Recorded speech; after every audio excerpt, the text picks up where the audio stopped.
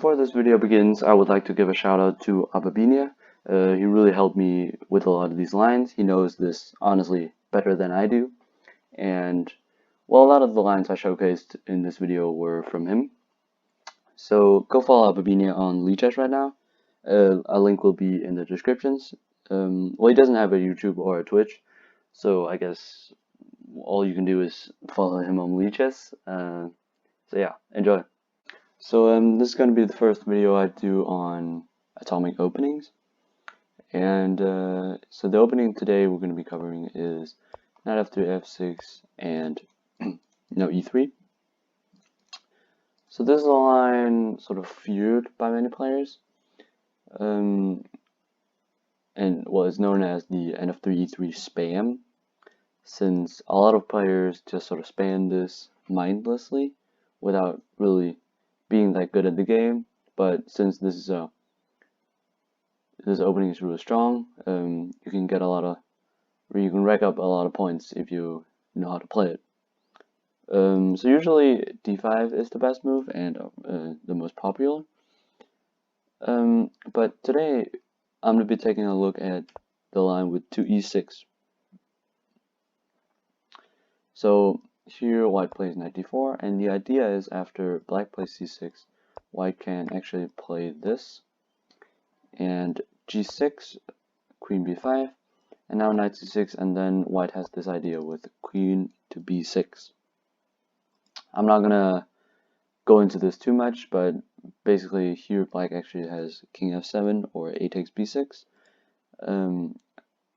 but both are just good for white. The a takes b6 line is actually really good for white. White just gets well, you end up with this position where black might have drawing chances, but it's really boring, really. I mean, black is playing for a draw and white is playing for a win. There's not much more to it. So instead, if you want something, more creative, more weird to sort of spice it up, I would recommend to play 3 bishop b4. So I've played this line, well, a lot since I started till, well, I still play it sometimes now. So I'm slowly zoning it out for 2d5, but I mean, I found a lot of success with this line. So of course white plays c3, and now black's idea is to play f5 now. So here white has two moves, as you can see by the arrows. So white has queen h5 check and knight b5. Start looking at queen h5. So this is the most common move. You can't see it right now because the database is actually down due to a fire in our Lichess data center, I think. But yeah, so queen h5 is the most common move. And here black plays g6, of course. So here white has two moves to defend his queen, and well, they both transpose because you take the queen anyway. Also here, if white goes knight b5, then queen h4 takes, and knight f6 transposes to our main line. After f3, knight e4 takes, a6 takes, and bishop d6. More on this later. So queen g5, we take it, knight b5, knight f6, f3, and a6. So here we reach our main line. So it's worth noting that castles is actually a theoretical draw. So if you're playing a much stronger rated opponent and you get this position, you should know that castles is a theoretical draw. But however, being a theoretical draw does not mean you're guaranteed to draw, and it could set you up for a whole game of defensive play, and if you make one blunder, then, well, you lose immediately. So the line goes knight takes a7, knight e4, f takes, and now bishop d6. And bishop b5 has to be played. So bishop d6 is threatening here, and if white plays g3, then black can play f4. So this is a really common idea in these positions, where black has a rook on the f file, and he plays f4, and forces the opening of the f file. And it's worth mentioning that in these positions, the idea of bishop d6 is to actually provoke the move g3, so that after g3 you can use this as a sort of can opener, because now if e4, then black can take on g3. So king d1 takes, oh sorry, g, oh wait, no, g3 is a mistake, sorry, because f4, king d1 takes bishop b2, because our rook is coming in. So white has this resource here with a bishop b2, and basically the idea is if rook f2, you can flee with the king, but black can just take this, knight a3, b5, b4, and h5, and this is winning for black since we just pushed the pawn down. Instead, bishop b5 is the best, but after bishop h2, this is a theoretical draw. I'm not going to go into too much detail here, but, well, you can look this up on your own, really, if you want to play this line. But personally, I don't play this line, so I don't know much theory other than it's theoretical. It's a theoretical draw, but so usually here I play a6 and knight takes c7 is sort of natural. So now you sacrifice your knight. So knight e4, f takes. Notice here that black opens up the f file. So here black plays bishop d6. So once again, the same thing as before. We're attacking the h2 pawn and provoking the g3 move. So yeah, here g3 is actually the best move, but white has a couple alternatives, so to speak. So if bishop b5, you can just take this bishop, and now black has a dual threat of bishop takes h2 and bishop takes a2, and well, let's say if something like knight e3, then bishop takes h2, and the position is equal. Black has more pawns on the king side, but of course white has more pieces. But yeah, this is equal according to, well, the engine and to practical play. And of course, I mean, black being equal is of course an opening success, especially against knight f3 e3.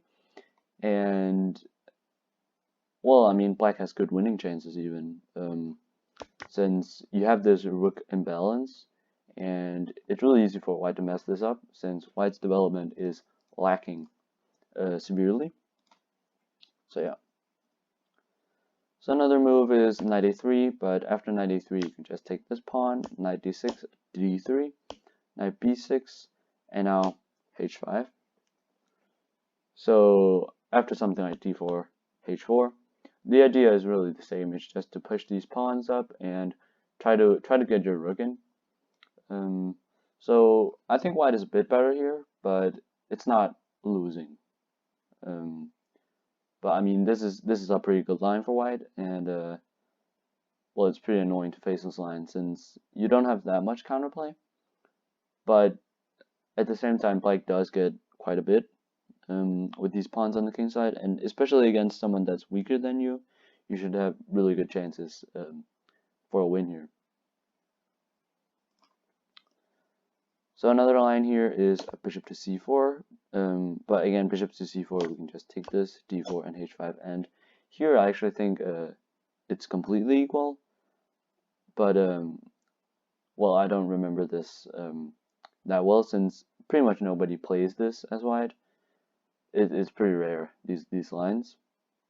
So usually people just go to g3, you'd find in about 90% of the games, probably more. I would say 95% of the games. White plays g3 in this position. And here, black has this very strong idea of f4. So we're going to crack this f file open like a can with this f pawn and just shove the rook up his face. Bishop c4. So bishop c4 here is the best move, and I think the only move that grants an advantage for white. So other moves are, well, there are quite a few moves.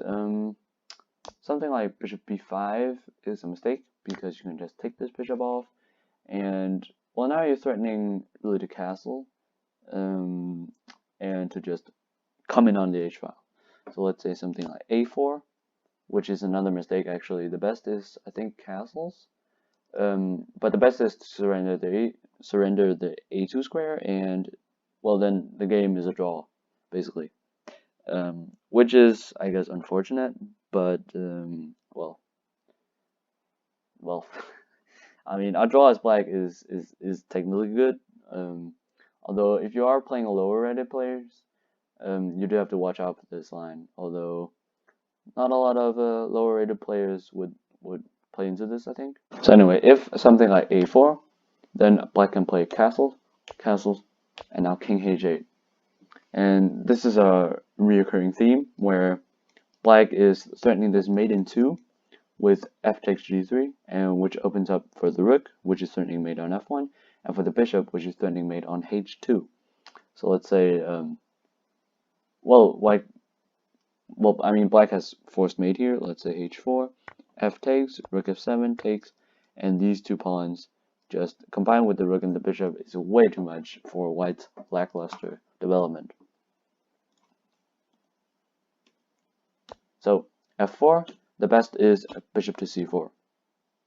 And now black castles, takes the f file, and now, well, the best move for white here is rook to f1, and here black does face quite a few problems, but well, the most common move by far actually is castles here, and here black can play king to h8.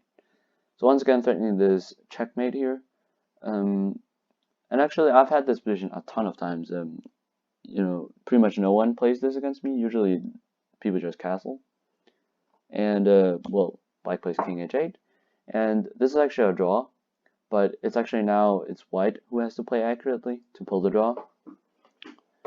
And even if white pulls the draw, you know, black gets a rook infiltration, which usually atomic is played in fast time controls without increment, which means that you can flag white very easily as black. And I've had a lot of wins where I just flagged my opponent, even though they played the right drawing line, which I guess you can say it's a little scummy, but well, I mean, if they play fast time controls, they have to expect getting flagged. So king h8, and here the best move is bishop takes e6. So d4 has actually been played quite a bit against me, but now f takes g3, and it is the same theme we saw before. There's this double mate threat on h2 and f1, and black is doomed. There's a mate in 2 here. So bishop takes e3, f takes g3, just opening up the f file. It's important to take on g3 and not on e3, since if you take on e3, then you open up for his bishop. So takes on e3 would be a mistake because of this. And now white is winning, since g5, bishop to e5 check, and you can simply block here.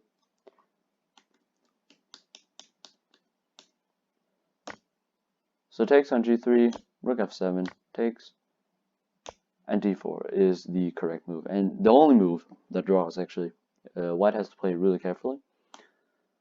So here auto play will play h4, which is a blunder and gets mated actually. So now black has mate in 11, I think, starting with g5. So idea is simply to push a pawn. If d5 now, then it's too late, since black plays rook f8, and you're too late to the party basically.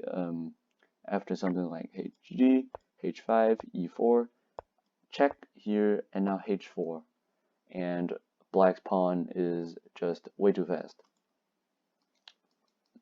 This is the general idea for winning. Let's say bishop to g5, h3, bishop to f6 check, king to g8, and let's say something like knight d2.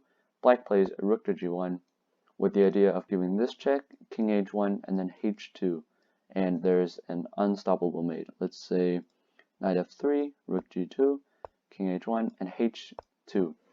And you can pre-move rook g1 here, since white has no move to stop the mate. This is actually a pretty common theme in a lot of positions, and it's well, it's good to keep in mind, even if you're not in this opening. This rook and pawn sort of mating net.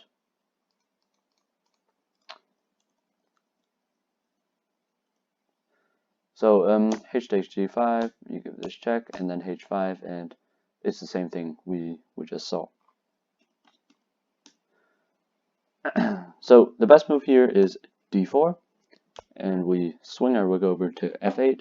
And now the only move that draws is h3.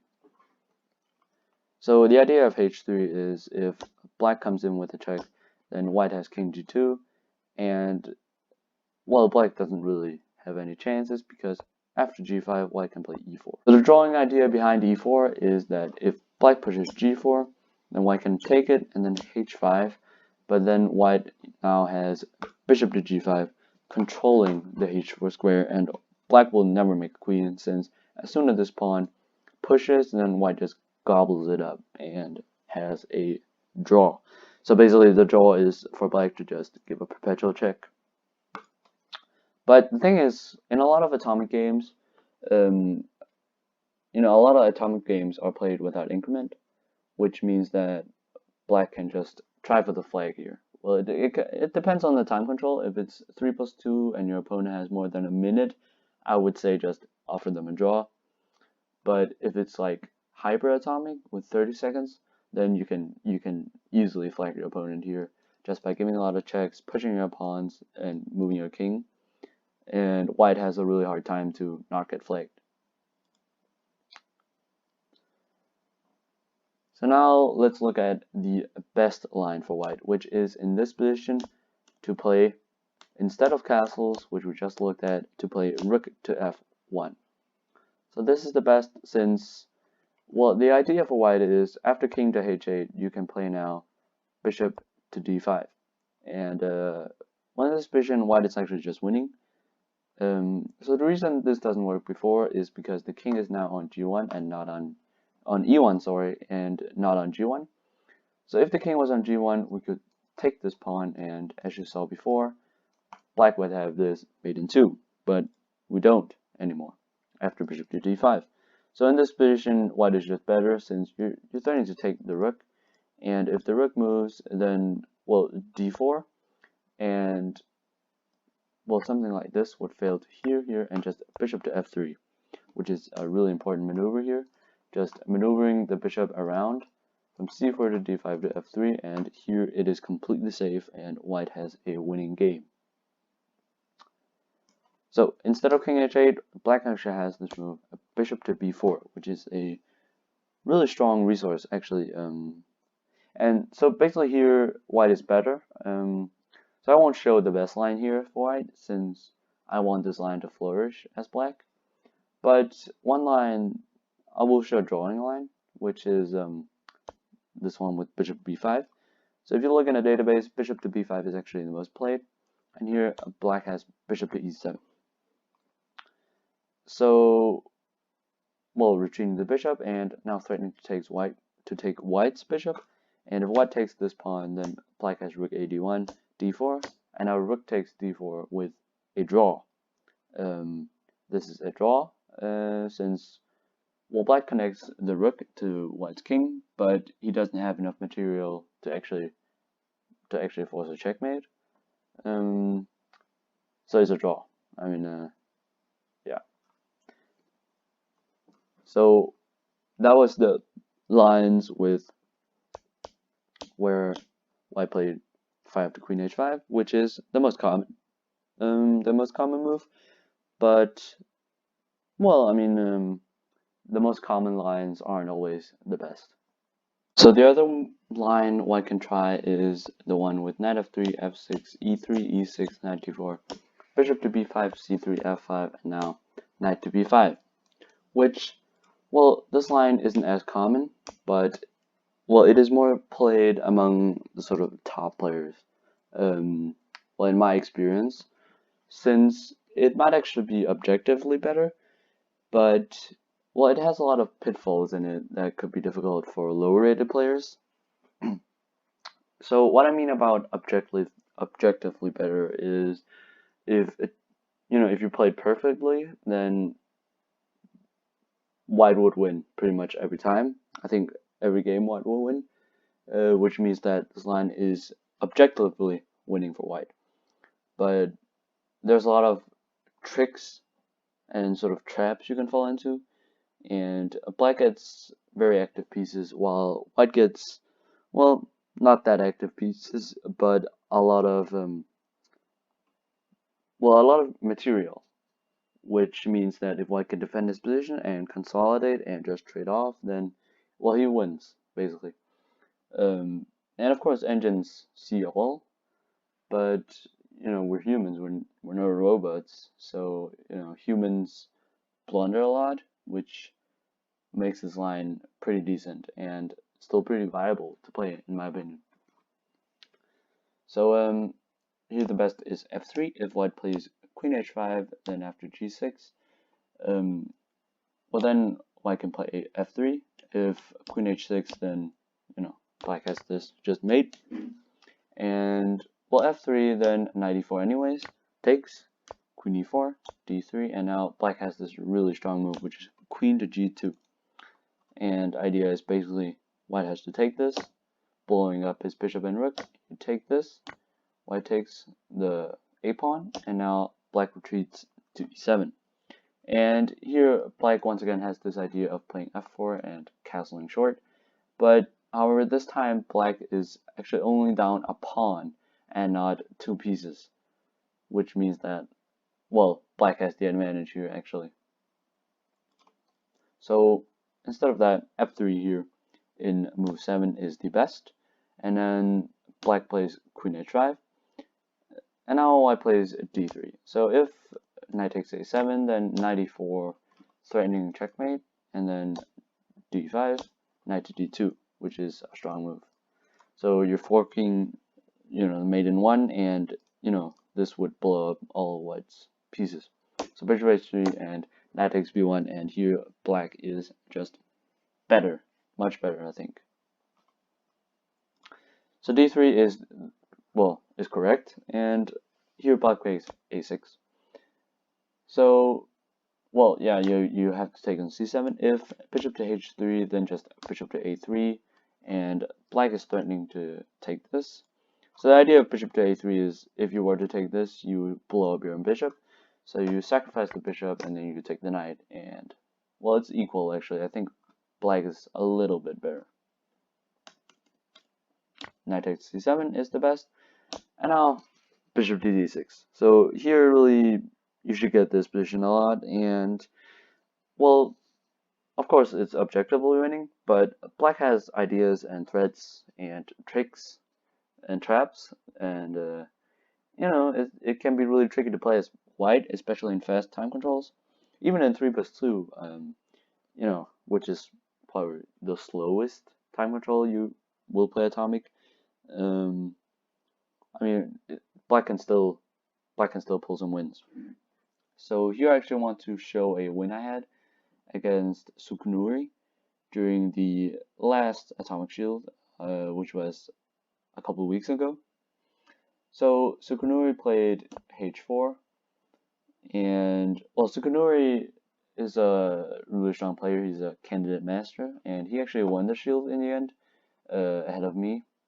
I came second, and well, he's like 9 times Atomic Shield winner, so really strong player. And this, the shields are actually 3+2, so it's not even that fast of a time control, and he still went wrong. And he actually lost to me twice in this line, but I'm only going to show one game. So I played 95 here, and 95 has, well, a lot of different ideas. Basically, I want to play f4, and the idea really behind the move is after e4, which was played, black has to move knight to e3. Of course, white has to take it, and then black has f takes e4, which opens up really for two different ideas, and, well, they're both threaten mate really. So queen e5 checkmate and queen h6, which comes in on this diagonal. So here he played d4, and now I played queen h6. So, well, I'm threatening mate, and there's really only one way to prevent it, and then I took it. So here, that black is not actually winning, but he's already played this wrong actually, since in this position white only has the advantage, only has a slight advantage. So he played Queen H5, which is the correct move, and G6, but here he went wrong with Bishop to B5. So the correct move, which he missed, is Queen to G5. And the idea of this move is after black plays the idea, which is short castle. So this is basically the idea of the move bishop takes f4. So the idea is to, black is threatening checkmate here, and if queen h5, then black has g6, and he's still threatening checkmate on d2, but he's also threatening checkmate with short castle, just coming in and penetrating on the f file. So Sukunuri just completely missed the defense here, which is queen g5, short castles, and now king to d1. So if black plays rook to f2, then white has queen to e7, threatening the h pawn actually, which means that white wins. If the h pawn wasn't here, then rook to f2 would be a win. I mean, queen h5 check, but then g4, and you can take it. Bishop e2, rook f2, and now white can escape. And, well, I mean, it's not exactly lost. After d5, it's still unclear, this position, and, well, I mean, black still has play, since white's development is still horrendous, and black has some pawn pushing ideas, but, well, it's of course not mating, which, well, he played bishop to b5, but then after castles, he just resigned here, and, well, rightfully so. I mean, this is just completely lost. I'm just coming in with my rook right now. And, well, white really has no hope. So that was sort of well, not the most in-depth opening guide ever, but I definitely think it should be, it should work as a sort of getting started guide to playing this line. And, well, I like this line. It was first introduced to me by Ababinia. And, well, Ababinia really helped me make the study actually. He helped me with a lot of the lines. So yeah, you should definitely go follow Apabinia. Yeah, he doesn't actually have a YouTube or a Twitch, but well, you can follow his lead chess, I guess, is is what you can do. But yeah, so Apabinia plays this line, and well, he's better at it than me really, this line. But well, I actually just play it to avoid theory and to get some interesting positions, since there's a lot of theory, in my opinion. There's a lot of theory with the two d5 lines. But even if you do play 2d5, then I think it's a great alternative to sometimes surprise your opponents. And well, especially in hyperatomic or in 1+0, I think it might even be better, since you get a lot of pressure. And well, especially these lines in hyper or 1+0, basically the bullet time controls, is well, these lines are really hard to play as white, since black has, a lot of threats, and white has a super hard time defending. So yeah, I mean, well, I hope you enjoyed this video. This is my first opening guide. So yeah, I mean, let me know if I talked too fast, or if I didn't go into much depth, or if you want a part 2 maybe. I do have other lines against this knight f3 e3 stuff. There is one pretty interesting line actually with knight d4 c6, knight b5 takes, queen h5 g6, queen b5 knight c6, queen b6, and now king f7 is actually really interesting. I played it, well, I played it a couple times. I recently started playing this. It was first introduced to me by Fables, but I mean, of course, he's not the person who invented it. But I mean, this line is really old, and I think the main line goes something like this with queen f8 or knight h6. But well, let me know in the comments really what you want to see next. Well, I've been wanting to make this video for a while, but I had some trouble, finding the correct lines and stuff, and making it comprehensible in a video. But I mean, I think it turned out pretty well, in my opinion. But well, if you think otherwise, then just type a comment down below, and well, be sure to like, I guess. I think that's what you should say. And yeah, I'm